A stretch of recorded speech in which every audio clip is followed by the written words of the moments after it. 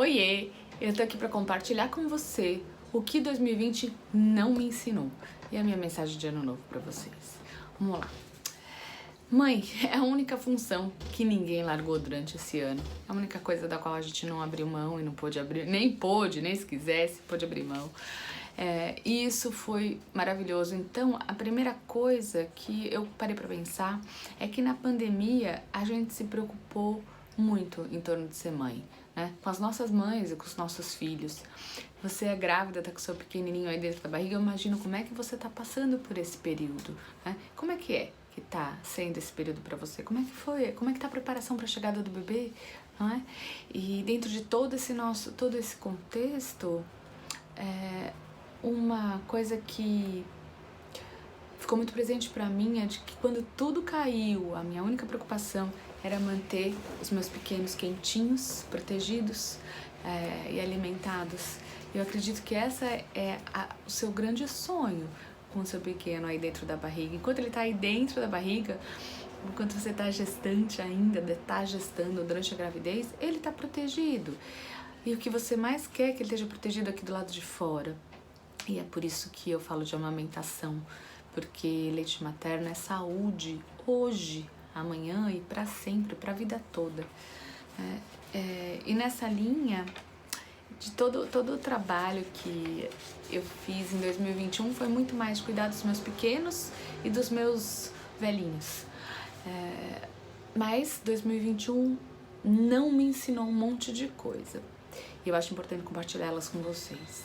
A primeira coisa que 2021 não me ensinou é a desistir.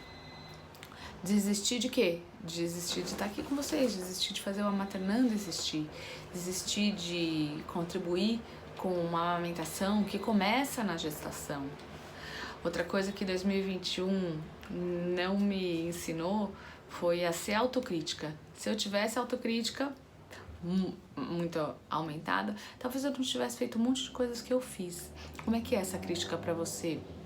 Está aí gestando e muitas pessoas falam coisas por aí que você nem sabe, então vem aqui, me escuta, que eu tô contribuindo com vocês, o que eu tô falando pra você é o que você precisa saber sobre a amamentação. Não fica se criticando ou escutando críticas de outras pessoas que depois grudam na sua cabeça. E se eu tivesse feito isso durante o ano de 2020, provavelmente eu deixaria de ser empreendedora digital, provavelmente eu deixaria de ser professora na internet, deixaria de ter o Amaternando, deixaria de ter as minhas alunas. Mas eu botei a minha autocrítica, meu jeito de querer recomendar e tá certo, mostrar pros outros que tá bonito de lado, e tô fazendo o que tem que ser feito. Outra coisa que 2020 não me ensinou foi a fazer sacrifícios. Na verdade, que 2020 me ensinou a transformar sacrifício em sacro ofício, como diz uma querida amiga, muito querida, honrando a fonte, Andresa Molina. O sacro ofício de ser mãe foi o que 2020 transformou, não me ensinou o sacrifício de ser mãe, mas me ensinou a transformar em sagrado o ser mãe e estar com os meus filhos. E o que você não gosta que você resolveu tornar sagrado? Qual foi o sacro ofício que você ficou presente para ele em 2020? Porque fazer faxina pra mim, literalmente, não é a minha melhor escolha, né? Fazer as tarefas de casa não foi. A grande maioria de nós teve que assumir isso durante esse ano de 2020, não é? Então, eu queria dividir com vocês aqui o que eu tornei sagrado. Qual foi o poder de tornar sagrado no ano de 2020? E essa é a minha grande mensagem de ano novo para vocês. Foram vários poderes sagrados, entre aspas. O que é tornar sagrado? Tornar digno de reverência. E foram várias coisas que eu tornei dignas de reverência em 2020. Quando eu também não aprendi, 2020 não me ensinou a ser humilde, eu tive que nessa humildade ser muito ativa e encontrar a minha força, o meu poder. E quais foram os poderes que eu encontrei como professora de amamentação, como médica que atende aqui no online, como uma empreendedora digital, como mãe que amamentou e que e que está trabalhando para que outras grávidas consigam amamentar, que outras mães tenham saúde, como eu transmiti para os meus filhos pelo meu leite. Então foram vários poderes e eu vou dividir eles aqui com vocês. O primeiro foi o poder da consistência e também da falta dela, né? O poder da consistência traz a gente para um lugar da importância das pequenas coisas. E o que eu vou compartilhar com vocês aqui foi o poder de escovar os dentes uma vez por dia, né? Eu sempre dizia que eu queria dormir e organizar meu dia antes e nunca conseguia fazer, né? E quando você se compromete com as pequenas coisas, quando as grandes começam a acontecer. Então, a partir do momento que eu comecei a honrar o que eu tinha falado que eu queria, antes de dormir, escovar o dente, programar o dia seguinte, as coisas começaram a mudar. E fazer uma coisa pequenininha todos os dias, que faz girar uma engrenagem muito maior, foi uma coisa que eu realmente aprendi, porque não adianta a gente saber, a gente pode até saber, mas o importante não é o que você sabe, é o que você faz com o que você sabe. O que eu faço com tudo que eu sei de amamentação é trazer aqui pra você saber, gestante, como é que você chega lá e faz a amamentação dar certo, faz a amamentação funcionar, desde o primeiro minuto na sala de parto, né? Como você pega tudo que você aprendeu na gestação e coloca em prática depois que o bebê nasce. Então, quando você faz uma pequena coisinha que você faz todos os dias, né? Como de repente assistir aqui os vídeos do canal, né? E se alimentar desse lugar de ser mãe e de cada dia um pouquinho mais poder andar no que você quer, é assim que as coisas grandes acontecem. Então, assim como dizem as Sagradas Escrituras, você não acredita, tá tudo bem, pensa nisso como sabedoria, assim como você é nas pequenas coisas, assim também serás nas grandes, né? Se sou fiel no pouco, meus passos guiarás. Se sou fiel no pouco, ele me confiará mais. Então, quando a gente faz as pequenas coisinhas direito, bem feito, e todo dia ajuda a gente a treinar essas pequenas coisas, as grandes também funcionam melhor. Esse foi um grande poder que eu coloquei em ação, então que eu acredito que eu conquistei durante esse ano. Outro grande poder foi o poder da oração e da ação de Deus, de confiar na ação de Deus. Quantas vezes a gente viu isso acontecer durante esse ano de 2020? O quanto se colocar nas mãos do Senhor, se colocar na confiança da proteção maior do que a gente, do que o nosso próprio controle, do nosso próprio poder, se mostrou importante. E nesse ano de 2020, mesmo com coisas pequenas, né? Para quem não sabe, eu tenho um grupo de oração das mães, do Mother's Prayers, que começou na Inglaterra, com a Verônica, e hoje é um movimento mundial. E eu tenho esse grupo aqui em casa.